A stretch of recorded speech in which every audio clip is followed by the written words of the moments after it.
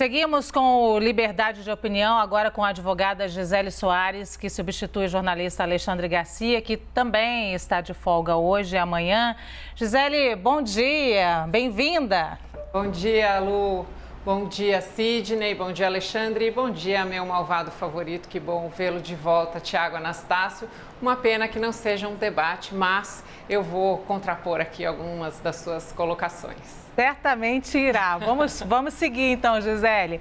O ex-diretor do Ministério da Saúde, Roberto Dias, preso por decisão da CPI da pandemia, pagou fiança no valor de R$ 1.100 e foi liberado durante a noite de ontem. A prisão foi pedida pelo presidente da comissão, o senador Omar Aziz, que acusou o ex-diretor de mentir durante o depoimento.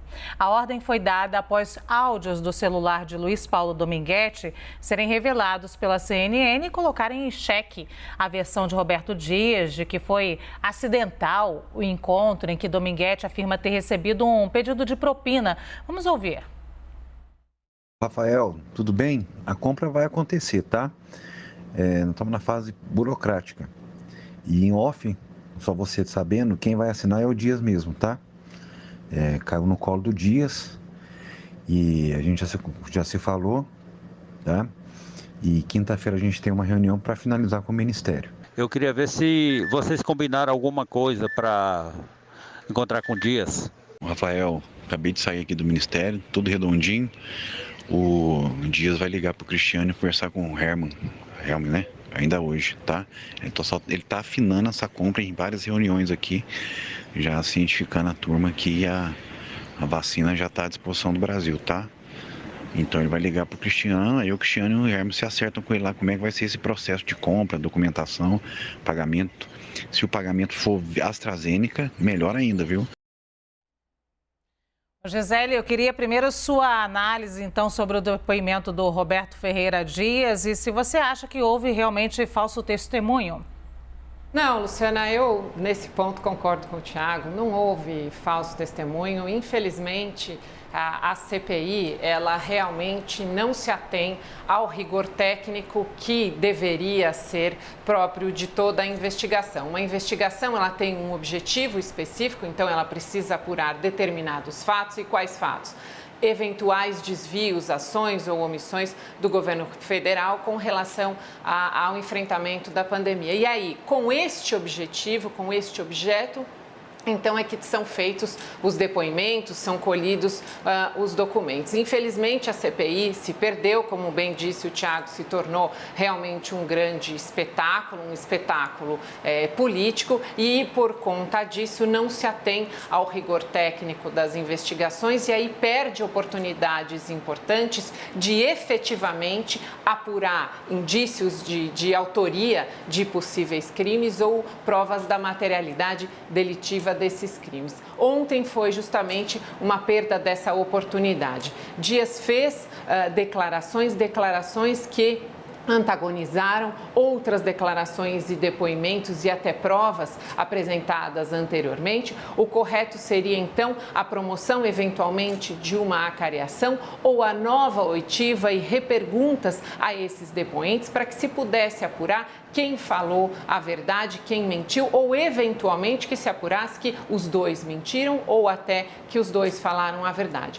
Há sempre nos depoimentos e na interpretação dos fatos pelas pessoas a sua colocação pessoal, a sua visão pessoal e muitas vezes os depoimentos são muito difíceis justamente de serem compreendidos ou de serem interpretados por conta dessas opiniões pessoais. Por isso é que perguntas em investigação, elas precisam ser claras e objetivas para que também as respostas sejam claras e objetivas. Um depoente, ele está ali, ele precisa compreender qual é a pergunta que lhe é feita, porque a depender da resposta, ele fará prova contra si mesmo.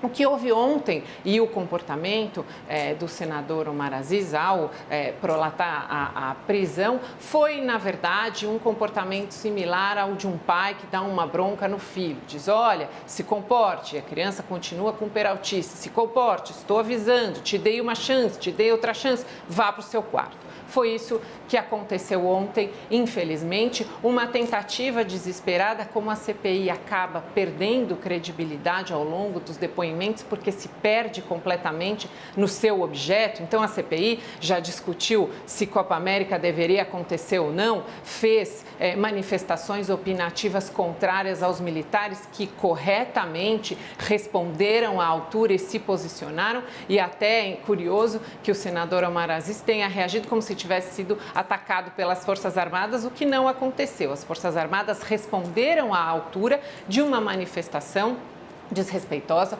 com relação ao Exército e por conta disso, então, houve e provavelmente hoje continuará essa discussão. Então, há uma perda completa do norte, do objetivo dessa CPI e há uma perda sucessiva de oportunidades de se apurar efetivamente fatos, provas, agentes que eventualmente tenham cometido os crimes. Isso se deve provavelmente ao fato de que senadores da República são legisladores, portanto, eles estão lá com a função de fazer leis, boas leis, por exemplo, boas leis para o enfrentamento da pandemia, boas leis para incentivar pesquisas científicas. Nós que precisamos tanto agora dessas vacinas, estamos valorizando tanto as pesquisas científicas. E o que se vê lá são senadores praticando uma função atípica de investigação e aí se perdendo completamente fazendo discurso político. Já vou te ouvir sobre o comportamento do senador Omar Aziz, mas antes, tal como fiz com o Tiago, quero te ouvir rapidamente sobre a legalidade da prisão do Roberto Dias, então. Pois é, uma prisão completamente ilegal, até o auto de prisão em flagrante, eu discutia com o Tiago antes de entrarmos no ar, porque fiz uma leitura, estão lá elencadas as contradições. Há afirmações, documentos e áudios do Dominguete que dão um sentido para as investigações e houve ontem, por parte de Dias, declarações que contrariaram. Quem disse a verdade? É preciso que isso seja apurado, mas não é prendendo o Dias numa prisão em flagrante delito por um crime que, como bem disse o Tiago, sequer existe no ordenamento, o crime de perjúrio. Há o crime de falso testemunho, mas para isso é preciso que haja, primeiramente, uma premissa. Qual é a verdade?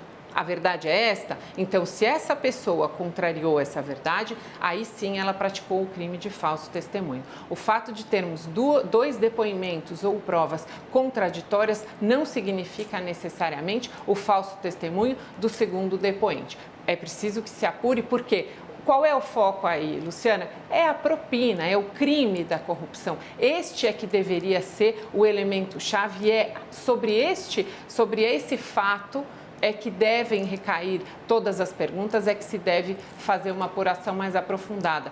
Mas, infelizmente, a CPI se perde nas perguntas políticas e na tentativa constante de desgastar o governo federal e, de alguma forma, aproximá-lo de atos de corrupção e aí acaba não fazendo uma boa investigação, uma boa apuração. Eu tenho muita curiosidade de saber como é que será elaborado esse relatório. Gisele, o pedido de prisão feito pelo presidente da CPI, o senador Omar Aziz, foi alvo de críticas, nós já falamos, de alguns parlamentares governistas. E a defesa de Roberto Dias decidiu, segundo a apuração da analista de política da CNN, Thaís Arbex, acionar o Supremo por abuso de autoridade por parte de Omar Aziz. Vamos ver o que o presidente da comissão disse logo depois de decretar a prisão de Roberto Dias. Ele está preso por mentir, por perjúrio.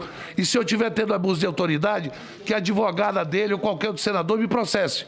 Mas ele vai estar detido agora pelo Brasil, porque nós estamos aqui pelo Brasil, pelos que morreram, pelas vítimas hoje sequeladas.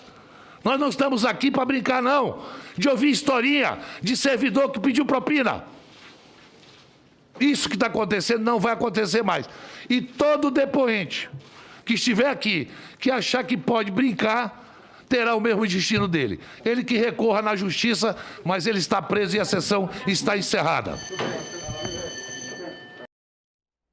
Gisele, já te ouvimos sobre a legalidade da prisão. Agora eu quero saber se houve realmente abuso de autoridade por parte do presidente da comissão, o senador Omar Aziz. A discussão sobre abuso de autoridade ela será longa e extensa. Isso porque as imagens mostram claramente. É um pai muito bravo, gritando, dando bronca no seu filho. A CPI já teve outros momentos de muita truculência, o que não é próprio e não é bom para uma investigação, um ato solene, um ato sério que deveria tratar todos igualmente. Então, o que precisaria ter ocorrido é a dispensa de um tratamento absolutamente igual e paritário com todos os depoentes que compareceram à CPI, o que infelizmente todos os brasileiros assistiram e viram que não aconteceu. Há um ânimo muito diferente quando há um depoimento que interessa à CPI, porque de alguma forma irá politicamente desgastar o governo federal, e outros que não interessam porque trarão fatos, trarão informações técnicas e muitas vezes acabarão afastando essa tentativa de contaminar o governo federal com algum ato de corrupção. É uma discussão extensa, por quê? Porque o comportamento do senador é um comportamento, sim, sem dúvida nenhuma, desrespeitoso, há uma alteração do tom de voz, há uma utilização de um linguajar que não é próprio para um ato formal, houve inclusive até um comportamento teatral, ele se levanta, joga o microfone, prendam, levem ele.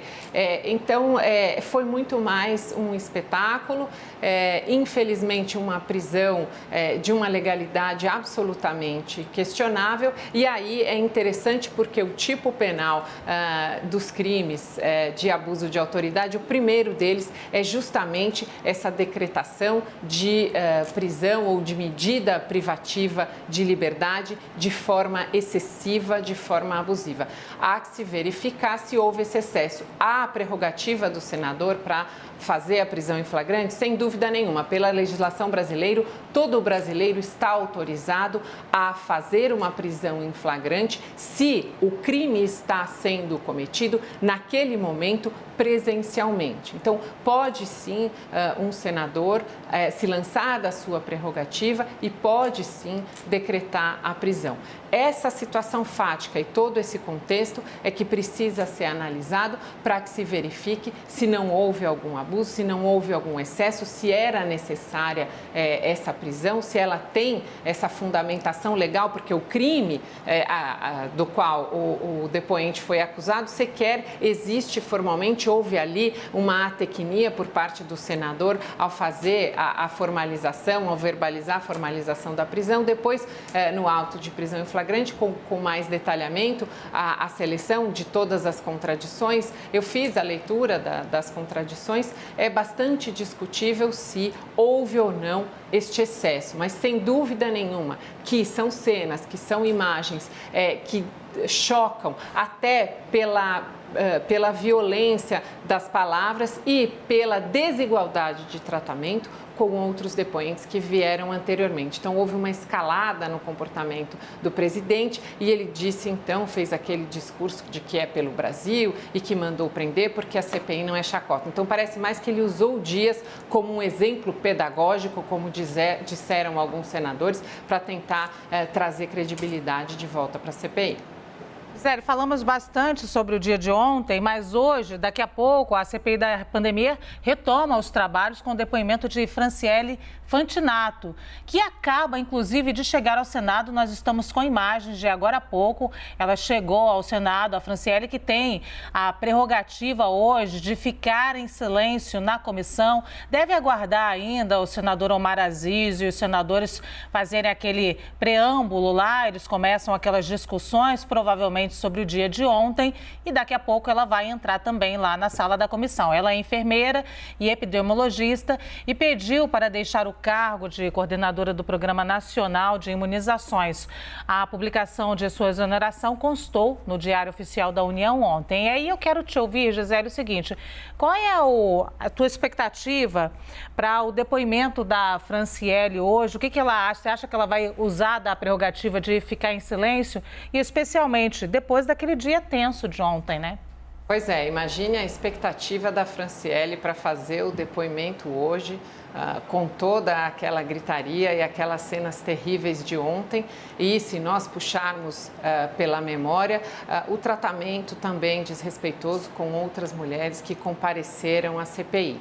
Ela chegou ali nas imagens com muitos documentos. Eu vou discordar do Tiago, acho que ela vai sim se manifestar, vai fazer o uso da palavra, vai fazer uma explicação inicial, como fez, por exemplo, como fizeram, por exemplo, depoentes anteriores. A médica, eu esqueci o nome da doutora epidemiologista Luana, que foi anteriormente.